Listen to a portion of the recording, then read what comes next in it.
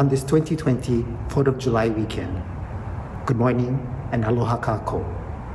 Unfortunately, due to COVID-19, we are unable to observe the 4th of July in traditional ways. As an expression of our respect for one another, I hope you were able to find ingenious ways of celebrating the 4th of July without physically gathering in large groups, with the use of face masks, physical distancing in place, and practicing other good hygiene practices. On the 4th of July, what comes to your mind? Is it large city or small town parades down Main Street? A family member who was or is in the military? Or scenes of family picnics in the park or at the beach? Or perhaps a fireworks display over an ocean, lake, or river? How about our nation's flag? Needless to say, symbols are very important. As for music, the classics are The Star-Spangled Banner, America the Beautiful, and as I used to be in the Konoina High School band, one of my favorites, Stars and Stripes Forever, come to mind. I recently discovered an interesting fact about the piece, Stars and Stripes Forever. John Philip Sousa is known to have said that the northern, southern, and western parts of the United States are represented in the march by the broad melody, piccolo obbligato, and the trombones, respectively. In an article in Wikipedia, there is an added comment that, quote, the three come together in the climax, representing the union itself, end quote. In recent years, I have come to appreciate another symbol of our nation, the Statue of Liberty. For many people who live in America and people all around the world, the Statue of Liberty in New York Harbor is not only a symbol of America, but even more importantly, it stands for what America has to offer all peoples, not limited to immigrants. In short, the Statue of Liberty as a symbol has given hope to millions and millions of people. On the pedestal of the statue, it says, quote, give me your tired, your poor, your huddled masses yearning to breathe free, end quote. Today, in our nation, there are countless individuals who are not yet free.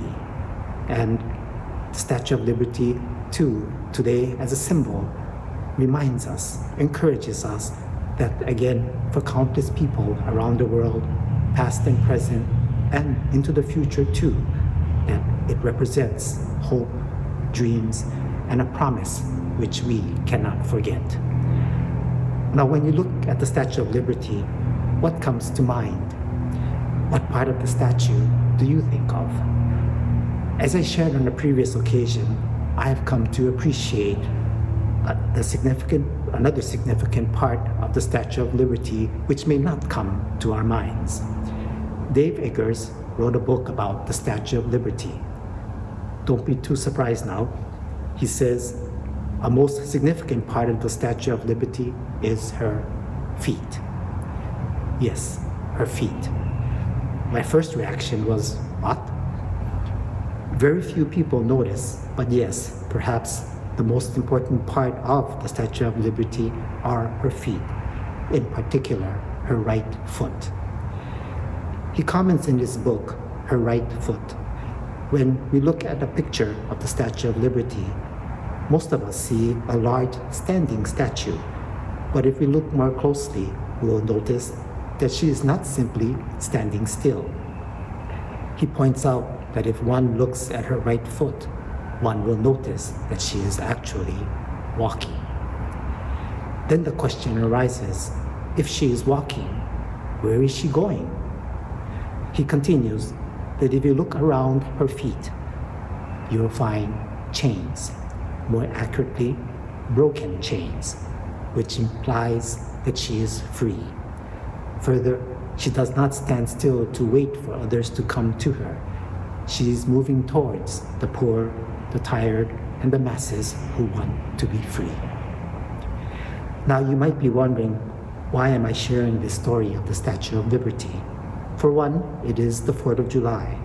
Secondly, in our nation's time of crisis and division, we should look to the Statue of Liberty for guidance and inspiration. Thirdly, I see a similarity with the statue of Amida Buddha that we find in our Hongwanji Jodo Shinshu temples. As you know, the figure of Amida Buddha in Hongwanji temples is always a standing figure of the Buddha.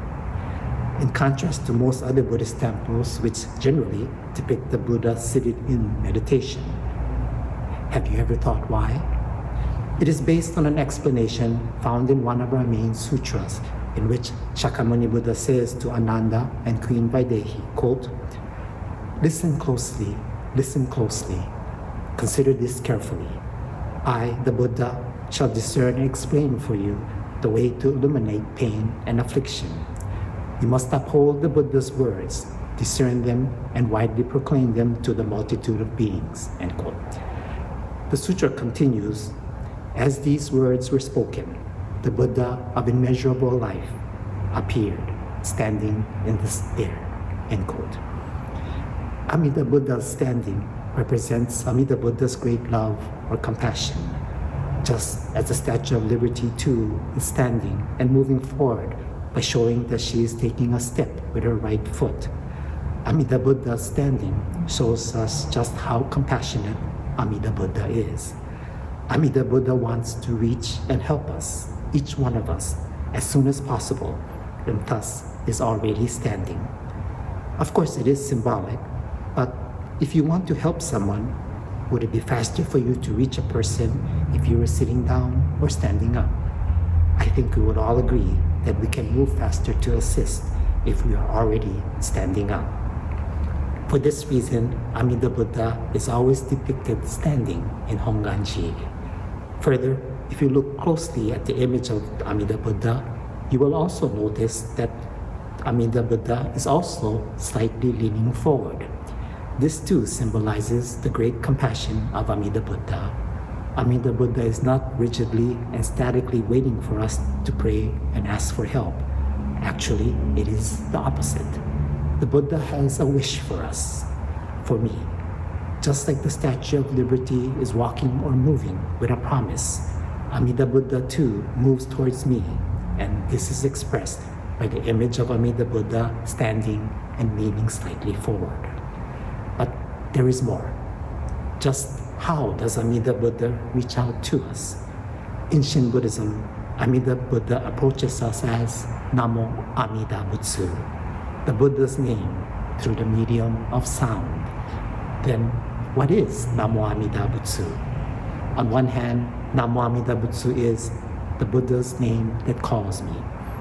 The Buddha is calling out to each one of us, please, Namo, entrust yourself to me, Amida Butsu or Amida Buddha. I promise to lead you to perfect peace and happiness or nirvana enlightenment. This aspect of Namo Amida Butsu is known as Myogo in Japanese. Please do not overlook the fact that Amida Buddha calls out to one and all, but especially the spiritually disadvantaged, lost in ignorance with the message, the promise, the vow that we are all included in compassion's great embrace and assured of the great enlightenment. This is the 18th vow. Amida Buddha does not discriminate between rich and poor, inferior and superior, educated or uneducated, young or old, men or women, those who follow precepts or those who don't, and so forth. Amida Buddha promises enlightenment to all equally. But Amida Buddha pays special attention to those who are most disadvantaged, the Bombu, or spiritually lost, who is none other than myself, Eric. Of course, Amida Buddha wants us to be the best we can be, but it's not easy to be the best that we can be. Amida Buddha understands that most of us are not the best we can be. We're constantly being affected by the three poisons. It's like when you have someone in your family who is ill. The person may have a high fever, which is perhaps like our anger. The person may have a runny nose with so much nasal fluid that no matter how much they blow their noses, it does not stop, which could be likened to our greed. We're sick because we have the germs of ignorance, which is making us sick. When someone is sick in the family members still love everyone equally, but they pay special attention to the person who is ill and suffering. Amida Buddha to me is like this. Please know that Amida Buddha reaches out to embrace one and all, excluding no one. This is the very special promise or vow of Amida Buddha, that even this imperfect and limited I is embraced and promised the great enlightenment equal to the Buddha's unconditionally.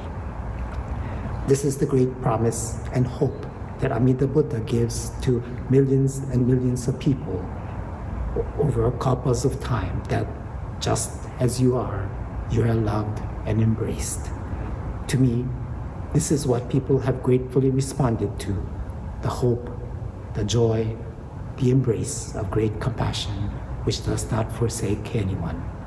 This is the Hongwanji Sangha, or Hongwanji Ohana. As human beings, we all need hope. We want to be free. It is hope and gratitude that keeps us moving forward.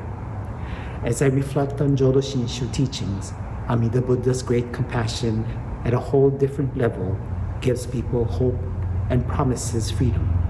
Amida Buddha put into motion this dynamic power of transforming the spiritually foolish being known as Eric into an enlightened Buddha by simply entrusting. That's why Renyo Shonin is said to have said something very astounding when somebody commented, "The view from this temple is just wonderful." He responded by saying, "I know something even more wonderful, how ordinary people can become Buddhas." The unique teaching of Jodo Shinshu, that through the great wisdom and unconditional compassion of Amida Buddha, we who may be likened to broken bits of brick and tile as we are turned into gold. Shinran Shonin was so grateful for the Buddha's love that he recited Namo Amida Butsu, the Buddha's name that I call the Nembutsu, throughout his life. This is the other aspect of Namo Amida Butsu. It is the Nembutsu, or the Buddha's name that I call in gratitude. How grateful I am too for this great compassion, and that is why I too recite Namo Amida Butsu, and to try to, as much as possible, in grateful response, try to live my life guided by the Buddha's teachings as outlined in, for example, the Golden Chain of Love, or His Eminence Monshu Kojun Otani's Our Pledge. When Namo Amida Butsu becomes a part of your life, there will be a slight change. Life does not become perfect, and I am still imperfect, but there is a change, a transformation, including our life being filled with gratitude with a new aspiration. As we reflect on the images of Amida Buddha and the Statue of Liberty during this 4th of July weekend, let us realize that reciting the Nembutsu is not a prayer or mantra in Jodo Shinshu, but rather an expression and or manifestation of gratitude, which has implications on how we live our life. Reflecting on our nation, we can say America is still in the midst of trying to fulfill what the Statue of Liberty represents and promises to all people, both domestically and globally. In a similar way, though Bodhisattva Dhammakara has become Amida Buddha, or Namo Amida Butsu, Amida Buddha's vow is not yet completely and fully fulfilled, because not all have attained the perfect peace and happiness of supreme enlightenment. The Statue of Liberty too exists, but what she promises has not been fully realized yet. Just as Amida Buddha will continue to endeavor to reach out until one and all have attained the same perfect enlightenment, similarly, we as a nation must not give up and must continue to endeavor to realize a society and a nation that is fair and equal to all people. We must come together as a nation, as the American people, to climax like Stars and Stripes Forever, in which the diverse groups which make up America come together in harmony and mutual respect and appreciation of each other. My aspiration for this 4th of July weekend is that we can all, Buddhists and non-Buddhists alike, be guided and inspired by all-inclusive wisdom and all-embracing compassion. And respond in gratitude by trying to live in a way that will bring benefit to both self and others simultaneously. This 4th of July under COVID-19 is an opportunity for us to deeply self-reflect and recommit ourselves to the ideals of our great nation, and it begins with each one of us. And what each one of us does makes a difference. Let us make the 4th of July 2020 into the greatest celebration of it, not because of the large numbers of people who gather to celebrate it, but because we, the people of America, and all the people of America, firmly re-embrace and extend the ideal as represented by the Statue of Liberty to all peoples. Again, going beyond our individual egos, we must come together in harmony with mutual respect and appreciation. We have not reached the climax of Stars and Stripes forever yet. We cannot truly prosper until all prosper, because we are interrelated and interconnected, as the truth of interdependence shares with us. Let us be guided and inspired by enlightened wisdom and compassion. To conclude, please join me in Anjali or Gassho as I share a partial quote of Shinran Shonin from one of his letters. It would be splendid if all people who say the Nembutsu, not just yourself, do so with thoughts of not only themselves, but for the sake of the people of the country. Those who feel uncertain of their birth in the Pure Land should say the Nembutsu aspiring first for their own birth.